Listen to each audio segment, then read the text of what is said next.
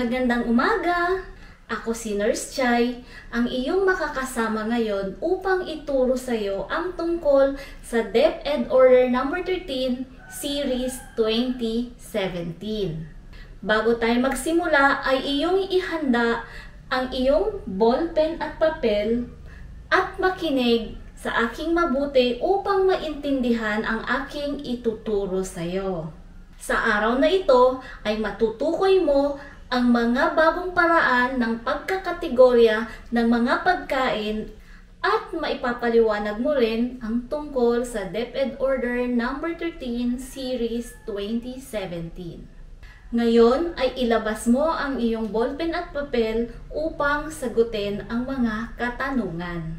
Basahin at unawain. Isulat ang titik ng iyong sagot sa iyong papel. Number 1. Saan maihahalin tulad ang bagong paraan ng pagkakategorya ng mga pagkain? A. Traffic lights. B. Mga sasakyan. C. Mga gamit sa kusina. Ang tamang sagot ay A. Number 2. Ano ang mga kulay na kumakatawan sa bagong paraan ng pagkakategorya ng mga pagkain? A.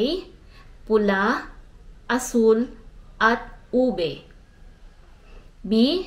Berde, dilaw, at pula. C. Dilaw, dalandan, at pula. Ang tamang sagot ay B. Number 3. Saang kategorya nabibilang ang mga sumusunod na pagkain? Gatas, kanin, gulay, isda, karne, at prutas. A. Kulay berde. B. Kulay dilaw. C. Kulay pula. Ang tamang sagot ay A. Ngayon ay baybayin natin sa tamang salita ang mga letrang inyong nakikita. Ang tamang sagot ay saturated fats. Ang saturated fats ay puspos na taba o mga taba na mula sa taba ng mga karneng manok, karneng baboy, ice cream, butter, coconut, at palm oil. Next. Tama ba ang iyong sagot? Tama, ang tamang sagot ay sugar. Ang sugar ay pandagdag lasa sa ating mga kinakain. Next. Magaling! Sodium ang tamang sagot. Ang sodium o asin ay idinadagdag na panlasa sa ating mga kinakain. Next. Tama, trans fat ang tamang sagot. Ang trans fat ay liquid na taba na nabuo sa pamamagitan ng food processing. Napadaan ka na ba sa mga kalsada or intersections ng mga kalsada na merong traffic lights? Anong kulay meron sa ating mga traffic light? Merong tatlong kulay ang ating ilaw trapiko. Ito ay ang berde, dilaw, at pula.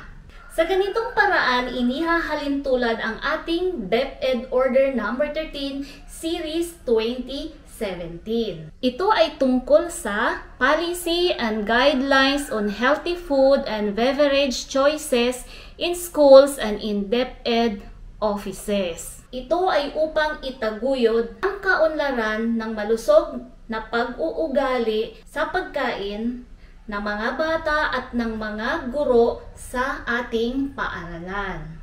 Ito ay sa pamamagitan ng paghahanda ng masustansya ngunit mura o abot-kayang mga bilihin. Upang ipatupad ang mga kautusan, ang pagkain ay ikinategorya sa tatlong kulay. Ito ay ang kulay berde, dilaw, at pula. Ngayon ay alam mo na ang bawat kulay ng mga pagkain ayon sa kanyang kategorya. Ang mga pagkain na napapaloob sa kulay berde ay ang mga pagkain pinakamasustansya at may pinakamababang trans fat, sugar at sodium. Ito ay maaaring kainin araw-araw. Ang mga halimbawa ng mga pagkain ito ay ang mga sumusunod. Sa inumin, unsweetened milk, purong tubig, purong buko juice.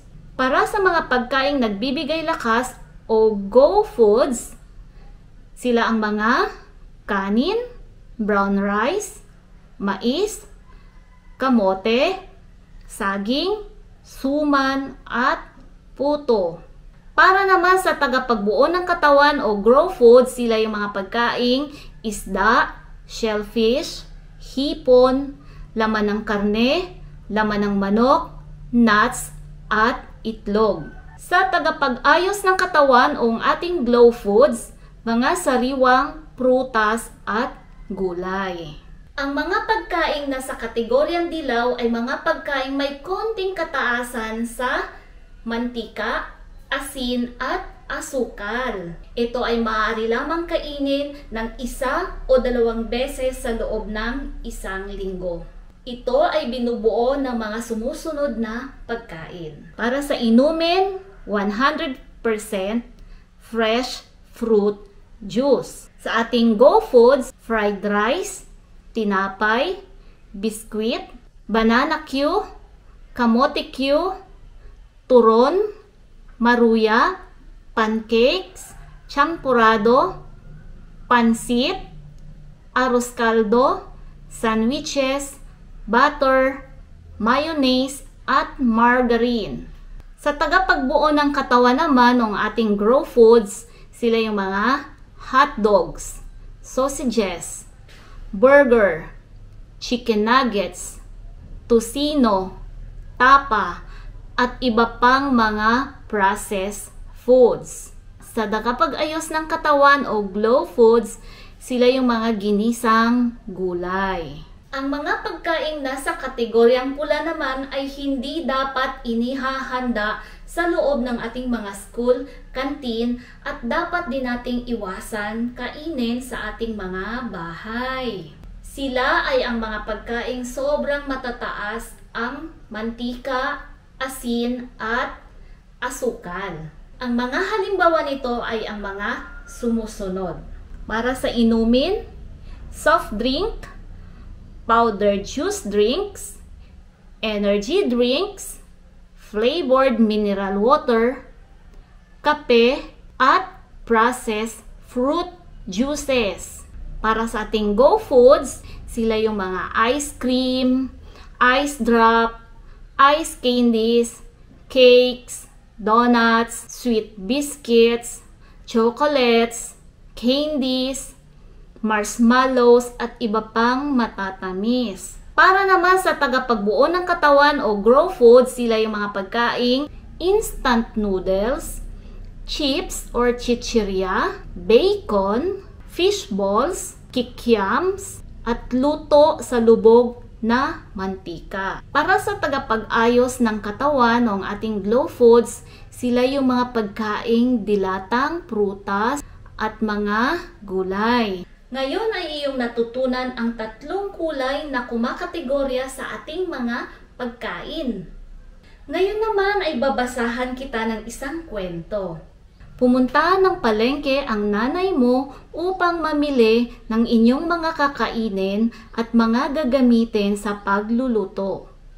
Bumili siya ng isda, karning baboy at karning manok, mga gulay, itlog, hot dogs, longganisa, sardinas, corned beef at shells.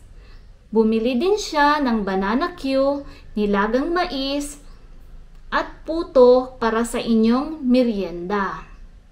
Ngunit umiyak ang iyong bunsong kapatid at gusto niyang kumain ng ice candy.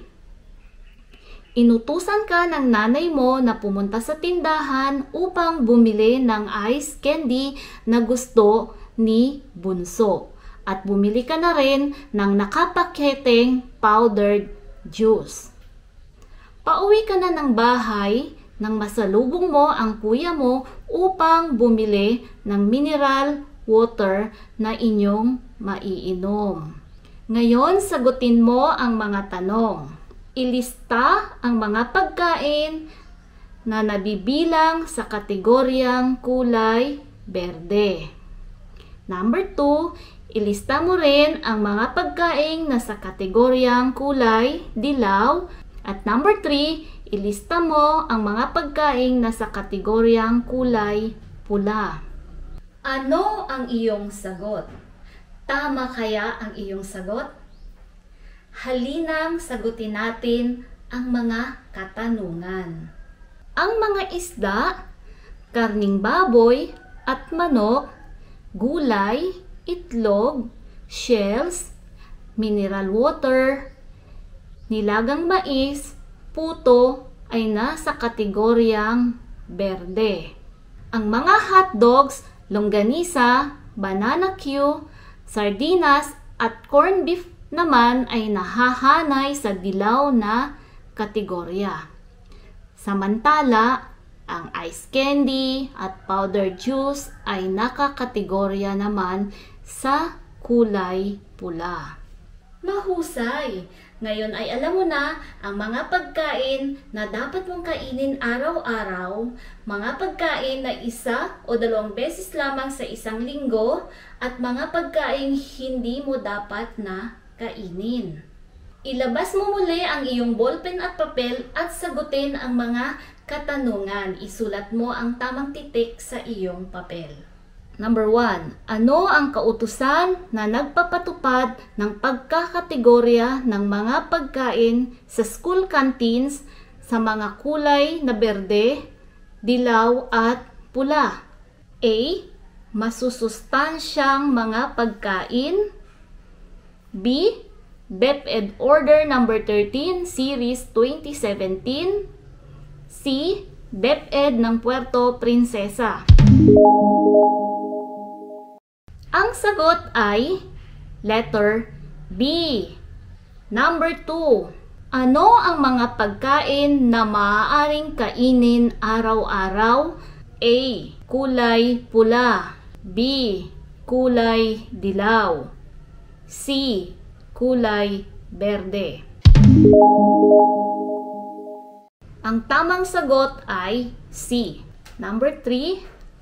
Anong kategorya ang naglalaman ng pinakamataas na trans fats, asin at asukal? A. Kulay berde. B. Kulay dilaw. C. Kulay pula. Ang tamang sagot ay C. Number 4. Ano ang layunin ng DepEd Order No. 13? A. Upang itaguyod ang magandang kalusugan ng mga mag-aaral at mga guro sa loob ng paaralan. B. Paunlarin ang wastong pag-uugali sa pagkain ng mga mag-aaral at mga guro. C. Makapagbigay ng masustansya ngunit murang pagkain sa mga mag-aaral at mga guro. D. Lahat ng nabanggit. Ang tamang sagot ay letter D. Number 5. Anong kategorya ng mga pagkain ang maaaring kainin ng 1 o 2 beses lamang sa isang linggo? A. Kulay berde. B. Kulay dilaw. C. Kulay pula. Ang tamang sagot ay B. Perfect ba ang iyong sagot?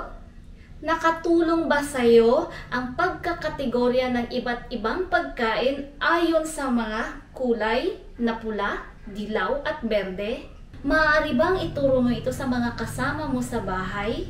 Laging pong tatandaan na sa tuwing makikita mo ang mga kulay ng traffic lights Ang mga kulay nito ay nagpapaalala ng mga pagkaing dapat nating kainin araw-araw, mga pagkaing 1 o 2 beses lang sa isang linggo dapat nating kakainin, at mga pagkaing iiwasan nating kainin o hindi natin kakainin. Ito ay upang mapanatili nating malusog ang ating mga katawan. Hanggang sa muli, ako po ulit, si Nurse Chai, nagsasabing paalam, hanggang sa muli nating pagkikita. Bye!